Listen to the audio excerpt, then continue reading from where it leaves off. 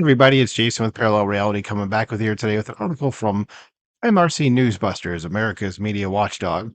It is from March 27th and it is entitled Column Hyperbolic MSNBC's Ronna McDaniel debacle. And I know I'm a few days late to the party, haven't really had much time to record during the week when all this took place, but here we go, and here it is. So I love how MSNBC likes to think that they think for the American people, yet they can't stand to have someone that is on the other side of the political aisle with them. So, well, let's go into what exactly happened. So the article says the word broke on March 26th that NBC News was reversing its decision to hire former Republican Party Chair Ronna McDaniel as a political commentator. MSNBC hosts across the schedule broke out into frenzied denunciations of whichever executive who thought that McDaniel should be paid to speak anywhere on this hypnotically, robotically anti-Trump network. And yeah, you can go ahead and see. It's probably going to go into this, but there's just everybody on the network. It's NBC and MSNBC was just like apoplectic. They're like, how dare they hire someone from the other side of the political spectrum? I mean, they basically are deciding that, hey, we just want to be an echo chamber, and we're totally cool with that.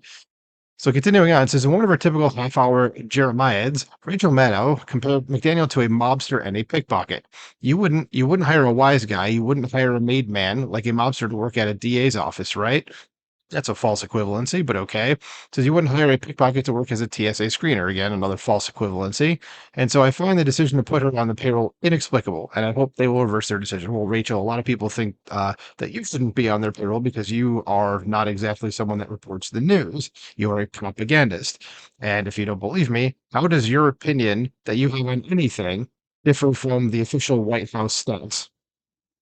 I'll wait. Okay. It doesn't. MSNBC is merely a propaganda network, and that's it. Says there's no need for NBC to hire NBC News to hire McDaniel. One could look at the election results during her tenure at the RNC and question her expertise at winning elections, which is practically nothing.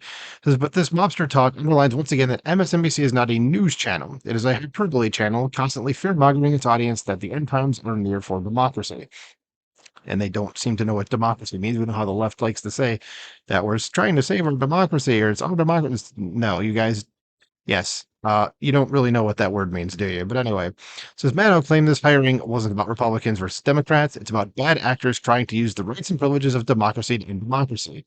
Now, she says, completely unironically, says there are no fact checkers who will get in the way of this talk.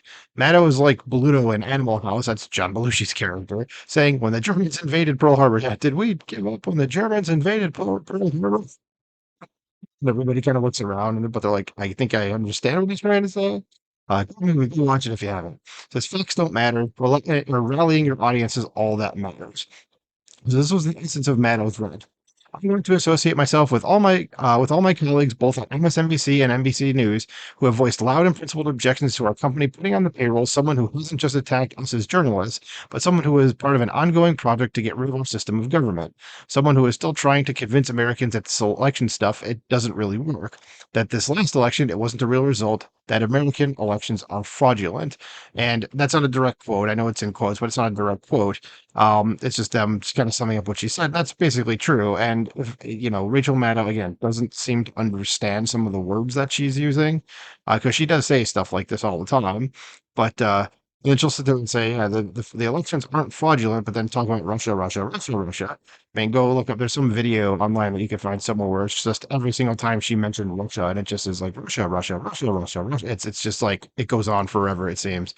Does any conservative who's ever watched Maddow lowlights know that she was a leader in the collusion clubs, and that's what I was just referring to. Someone who obsessed night after night over how the 2016 election was fraudulent because the Russians interfered with it. Yeah, so it's only a fraudulent election if our side loses, according to Rachel Maddow. That's probably a better summation of what she's saying. But it says MSNBC doesn't suggest that every election is fraudulent. It's only when that's what I just said. It's only when Democrats lose that they imply for years that it was fraudulent. They've been saying the same thing about like 2000 election, the 2004 election, and then 2016. So, yeah, it's just something that they do. So, since Clinton lost in the 2016 election and ran around telling people it was stolen from her, Maddow has hosted a series of phone-a-thons with her. They discuss why Vladimir Putin decided to back Trump in 2016, and in 2018, Hillary even suggested that the Russians may have used the National Rifle Association to funnel money into the election. because these are stupid people. It says Maddow concluded by lobbying the executives who allow her on air. Says acknowledge that maybe it wasn't the right call. It is a sign of strength, not weakness, to acknowledge when you are wrong. It is a sign of strength, and the country needs to be strong right now.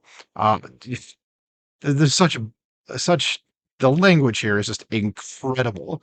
Okay, I mean, sign of strength, not weakness, to acknowledge when you're wrong. Sure, but they weren't wrong. What was wrong about them hiring Ronna McDaniel, Rachel Maddow? What? Tell me what was wrong about it.